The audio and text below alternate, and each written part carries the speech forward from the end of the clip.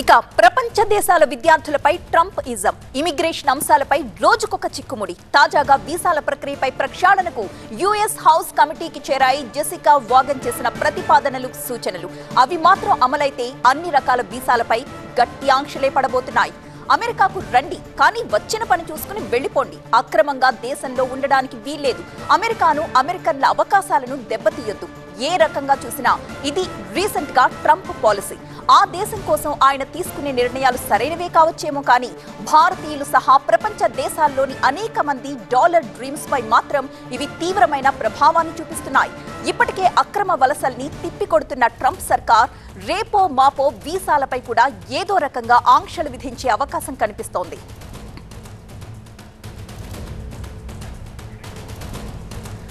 తాజాగా centre for immigration study నుంచి US house కమిటీకి కొన్ని ప్రతిపాదనలు అందాయి సాధారణంగా వలస వచ్చే విద్యార్థుల కోసం అమెరికా F1, M1 వీసాలు ఇస్తుంది F1 అంటే అక్కడ ఫుల్ టైం అకాడమిక్ కోర్సుల్లో చేరే వాళ్ల కోసం M1 అంటే నాన్ అకాడమిక్ కోర్సుల కోసం వెళ్లే వాళ్ల కోసం అయితే సహజంగా ఇలా వెళ్లే విద్యార్థులంతా కూడా అక్కడే చదువుకుని జాబ్స్ చేసుకుంటూ సెటిల్ అవ్వాలి అనుకుంటారు అలాంటి వాళ్లకు తాజా ప్రతిపాదనలు చెక్ పెట్టేలా ఉన్నాయి అది ఎవరైనా సరే చదువుకోవడానికి వెళ్లేవాళ్ళు చదువుకుని వెళ్లిపోవాలంతే అసలు ఈ వీసా ఇచ్చే సమయంలోనే సదరు విద్యార్థి ఇంటెన్షన్ ఏంటో కూడా చెప్పాల్సి ఉంటుంది ఇంకా గట్టిగా చెప్పాలంటే చదువు పూర్తి కాగానే తిరిగి స్వదేశానికి వెళ్లిపోతానని ఒక అఫిడవిట్ కూడా ఇవ్వాల్సి ఉంటుంది లేదంటే అమెరికా చట్టాలు అమలు చేస్తారన్నమాట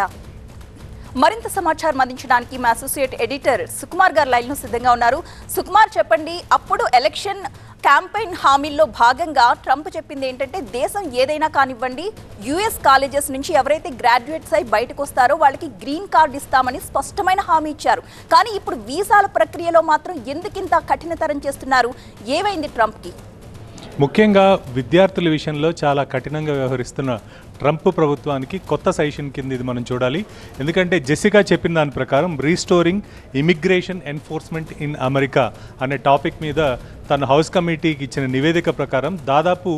గత సంవత్సరం అంటే 2023 అకాడమిక్ ఇయర్లో ఎవరైతే ఉన్నారో వాళ్ళు 7,000 మంది కేవలం ఇండియా నుంచి మాత్రమే అక్కడ అక్రమంగా ఉంటున్నారు వాళ్ళ టైం అయిన తర్వాత కూడా ఓవర్ స్టే చేస్తున్నారని చెప్పి చెప్పడం జరిగింది దీనికి సంబంధించి అసలు విద్యార్థి ఇక్కడ చదువుకోవడానికి వచ్చిన వెంటనే వచ్చే ముందే అతను వెనక్కి వెళ్ళి వాళ్ళ దేశంలో ఏం చేస్తాడు లేకపోతే అతను ఇక్కడ మాస్టర్స్ కంప్లీట్ చేసిన తర్వాత ఏం చేయాలనుకుంటున్నాడు అనే దాని మీద అప్డేట్ తీసుకోవాల్సిన అవసరం ఎంతైనా ఉందని జెసికా చెప్పడం జరిగింది ఒకవైపు ఏమో ఎలక్షన్ క్యాంపెయిన్లో ట్రంప్ గ్రీన్ కార్డ్ ఇష్యూ చేస్తాం స్టూడెంట్స్కి అందరికీ అన్నారు మరోవైపు దానికి టోటల్గా కాంట్రాస్ట్గా ఇప్పుడు జెసికా చేసిన ప్రకటన కనిపిస్తుంది ఎందుకంటే ఇప్పుడు హౌస్ కమిటీ ముందు ఇచ్చిన నివేదిక ఏదైతే ఉందో దాని ప్రకారం దాదాపు